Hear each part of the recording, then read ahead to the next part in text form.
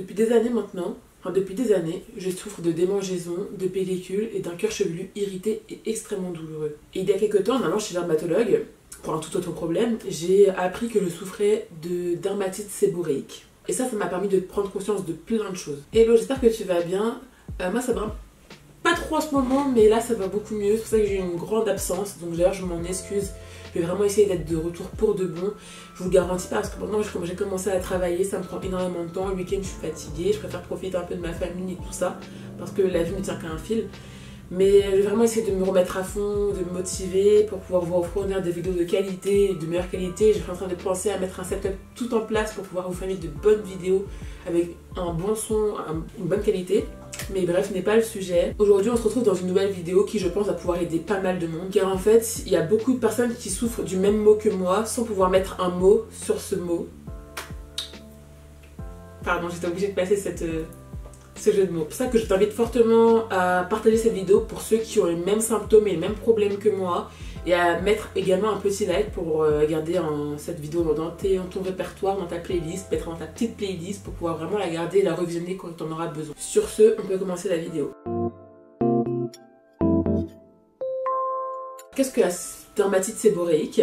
Alors, j'ai mes notes juste en bas, donc je vais regarder et le dire pour pouvoir te donner toutes les informations utiles et indispensables sur le problème et la maladie. La dermatite séborréique, encore appelée la dermatite séborréique, est une maladie cutanée inflammatoire et chronique, caractérisée par des plaques rouges recouvertes de pellicules ou squames grasses, blanches à jaunâtres, qui se développent en particulier au niveau des zones où la sécrétion de sébum est maximale. Donc ce sont les zones séborréiques. Donc c'est-à-dire le cuir chevelu, le visage, le long des lignes des cheveux, donc vraiment tout devant comme ça et derrière, autour des oreilles, le sillon du nez, donc le sillon du nez et les joues également, les lèvres et le zone autour du sourcil. Donc ça peut être autour des sourcils. Moi j'ai pas ça, j'ai vraiment que sur le cuir chevelu et je pense peut-être au niveau des épaules, mais je ne pense pas que ce soit possible de base. Mais ça c'est un autre sujet dont j'en parlerai dans une autre vidéo d'ailleurs, je pense que ça peut être pas mal. Alors la dermatite séborréique, elle n'est pas contagieuse, mais elle est souvent héréditaire. Et c'est vrai que dans ma famille on a beaucoup de personnes qui ont des démangeaisons. D'ailleurs si j'ai reflet des lunettes, enfin de la fenêtre sur mes lunettes, je m'en excuse, mais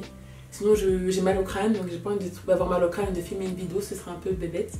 Mais voilà, donc reflet on s'en fiche, calculez pas. La fréquence des poussées et l'intensité des symptômes peuvent être aggravées par plusieurs facteurs. Donc par exemple avoir des crises où on va vraiment que faire se gratter, ça va faire mal, ça va brûler, ça va être infâme. Et donc ça va être aggravé par les facteurs du froid, ou trop de chaleur et trop d'humidité, le stress, la sécrétion excessive, donc on sue trop, on transpire trop. L'application de corps gras ou de lotion cutanée à base d'alcool, donc quand on met de l'huile, donc ça on en parlera un petit peu après, mais si on met de l'huile sur notre corps cuir chevelu ou si on met de l'alcool, enfin des produits à base d'alcool sur notre cuir chevelu, ça va aggraver ces démangeaisons et ces pellicules. Le surpoids et l'obésité, mais bon ça je pense que c'est un tout autre problème, donc je vois pas trop intérêt de l'avoir dedans, mais bon c'est toujours bien de le savoir pour ceux qui pourraient potentiellement souffrir à cause de ça. La grossesse, l'immunodépression et le VIH sont associés à une forme particulière de la dermatite séborréique, donc je préfère le mentionner quand même, mais ce n'est pas pour tout le monde, enfin c'est très rare. La maladie de Parkinson, ça aussi c'est très rare, ou le cancer de la sphère ORM, et ça c'est vraiment encore une fois très très rare, donc je préfère tout mentionner pour pas manquer d'informations, mais c'est des cas particuliers. Et donc, à quoi elle est due cette dermatite ou cette dermite? Alors en fait, moi, mon dermatologue m'a dit que c'était la prolifération excessive d'un champignon qui s'appelle la Malassezia, je crois. Et en fait, c'est un champignon qui est présent sur tous les cuirs chevelus. Donc, toi, moi, ta mère, ton père, ton frère, ta soeur, peu importe, tout le monde là, même les bébés l'ont. Sauf qu'en fait, chez certaines personnes, et bah, notre cuir chevelu, il va être beaucoup plus sensible à ce champignon là. Et donc, il va vouloir essayer de rejeter ce champignon et du coup ça va créer des démangeaisons et du coup des pellicules. C'est ça, c'est le rejet de notre cuir chevelu face à ce champignon là. Et donc souvent moi pendant des années et beaucoup de personnes aussi, dont peut-être toi, vous penses que en fait c'est ton cuir chevelu qui est sec et que du coup il faut l'hydrater et le nourrir avec des huiles, alors que pas du tout, c'est le pire truc à faire. Parce que justement en fait ton cuir chevelu il est gras et donc si tu rajoutes encore plus de gras, ça va s'arrêter, mais en fait ça va recommencer le lendemain parce qu'en fait le champignon il se sera nourri de ce gras pour pouvoir se proliférer encore plus et du coup ton cuir chevelu va être encore plus sensible et il va vouloir le rejeter encore plus et donc du coup tu vas vouloir te gratter et ça va te démanger beaucoup plus avec des beaucoup plus de pellicule, avec beaucoup plus, j'arrête pas de répéter beaucoup plus, mais c'est un fait, ça va être la catastrophe. Donc il ne faut surtout pas utiliser de l'huile sur ton cuir chevelu quand tu souffres de dermatite séborréique. Alors j'ai regardé une vidéo super intéressante d'une youtubeuse américaine que je vous mettrai en barre d'infos. Alors par contre c'est en anglais, donc pour ceux qui ne comprennent pas forcément très bien l'anglais, c'est compliqué, mais vraiment ceux qui comprennent l'anglais et qui peuvent plus ou moins mettre les sous-titres aussi et comprendre avec les sous-titres, je vous invite fortement à la regarder parce qu'elle donne plein d'informations hyper intéressantes et c'est très complet, donc je vous le mets en barre d'infos. On sait qu'est-ce que la dermatite séborrhéique, on sait à quoi c'est dû, mais quels sont les symptômes? La dermatite séborrhéique, elle se développe progressivement et évolue par crise. Les principaux signes sont l'apparition de plaques rouges au niveau de certaines zones séborrhéiques de la peau, le développement de pellicules ou de squames blanches à jaunâtres, parfois des démangeaisons et une sensation de brûlure, en particulier au niveau du cuir chevelu. Donc moi c'est ce que j'ai.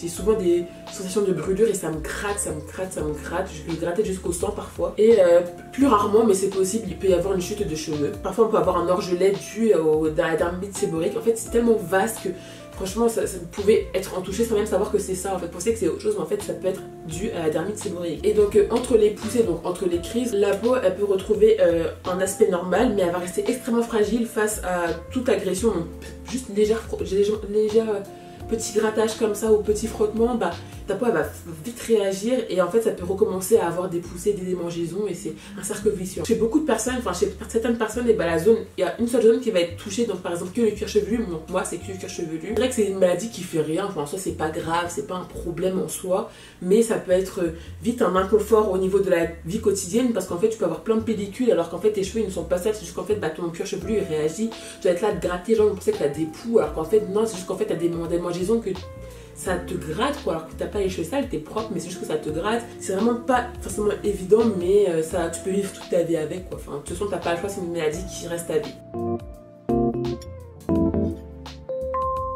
Et donc comment j'ai su que je souffrais de cette maladie? Alors en fait un premier rendez-vous chez la dermatologue, une première dermatologue dans ma ville, la dame était j'ai pas envie de dire incompétente parce que je suis qui pour dire qu'elle est incompétente dans son travail, mais c'est vrai qu'elle a à peine regardé, elle m'a juste, enfin vraiment en fait de base je lui ai demandé pour mon acné de l'épaule, elle m'a donné une petite crème, elle a même pas regardé mes épaules, elle m'a juste donné une petite crème. Après pour mes cheveux elle a même pas regardé, elle m'a juste donné un shampoing, et après elle m'a pris qu'à 60 balles et elle a fait son travail, ça m'a duré 5 minutes et après je suis rentrée chez moi. J'étais pas contente mais j'ai pas le choix de toute façon. Puis je me suis dit, bon, je ne peux pas rester comme ça à attendre que ma vie se passe et à souffrir en silence. Donc je suis partie voir un deuxième dermatologue pour les peaux noires, spécialisé pour les peaux noires. Bon, c'est vrai qu'il ne m'a pas plus examiné, mais il m'a donné plus d'informations sur ce que je pouvais avoir. Là, à partir de là, j'ai pu faire des recherches sur cette maladie-là et comment je pouvais la contrer ou du moins la diminuer parce qu'en fait je ne peux pas la battre, ça restera à vie. C'est pour ça que du coup je me retrouve aujourd'hui pour vous partager ce que j'ai appris et ce que vous pourrez de vous-même aussi apprendre. Le dermatologue, deuxième dermatologue, il m'a parlé des produits que ma première dermatologue m'avait prescrit, mais en fait je ne voulais pas les utiliser car en fait il m'a séché les cheveux mais à fond. Et c'est vrai que quand je touchais mes cheveux, après il y avait une texture bizarre et c'est vrai que j'étais pas à l'aise avec ça. Mais le fait qu'ils me disent que ça, il fallait que j'utilise ça, ça m'a permis d'être rassurée parce qu'en fait on en a parlé, on a pu communiquer sur les produits que j'allais utiliser. Et c'est vrai que ça m'a plus rassurée et j'ai pu ensuite utiliser ces produits-là. Après, est-ce que je vois une différence? Pas spécialement, mais je pense que je n'ai pas utilisé assez fréquemment ces produits-là pour savoir si c'est une bonne utilisation ou pas. Mais c'est vrai que j'ai investi dans d'autres produits dont je vous parlerai juste après. Je vous mettrai en photo les deux produits dont on m'a prescrit. Et c'est des produits qui ne sont pas remboursables. Donc en fait, vous pouvez les acheter à la pharmacie. Je crois quand même qu'il faut quand même une ordonnance. Je pense qu'il faut quand même une ordonnance, mais ce n'est pas remboursé et c'est assez cher. Donc je préfère vous prévenir dès maintenant. Que vous soyez préparés parce que c'est un petit budget. Et moi du coup dans le produit dans lequel j'ai investi c'est les nouveaux Head and Shoulders parce que j'ai regardé pas mal de vidéos avant de me laisser tenter par c'est ceux de la marque de la gamme Derma X Pro et j'ai pris celui pour apaiser le cuir chevelu parce que moi j'ai vraiment des démangeaisons. En fait c'est pas comme je disais, c'est par poussée donc parfois je vais me gratter à fond.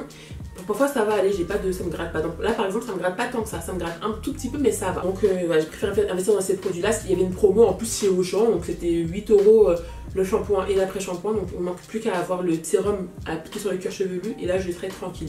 J'ai hâte de les tester pour vous faire une vidéo et vous dire si ça fonctionne bien ou pas.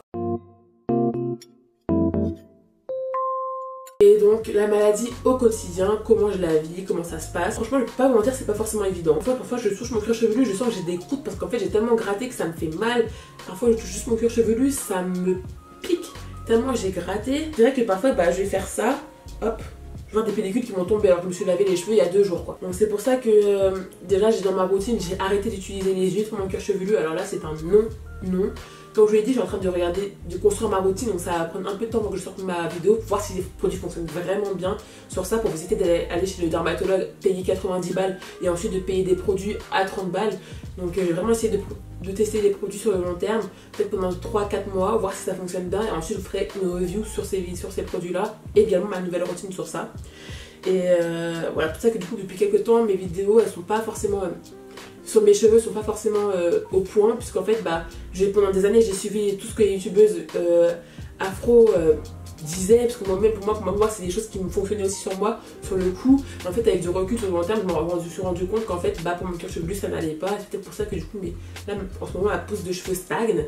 Donc voilà, j'ai hâte de tester cette nouvelle routine là, de vous en donner des nouvelles. Et donc les amis, j'ai fait le tour, j'espère que cette vidéo t'aura aidé, parce que je suis vraiment là pour ça en fait, genre de pouvoir t'aider. Je parle extrêmement vite, je m'en excuse, je suis fatiguée. Je vais absolument faire cette vidéo là parce que ça me tenait à cœur de pouvoir la partager avec vous, parce que ça fait des semaines que je me dis faut que je la fasse, et je ne la faisais pas.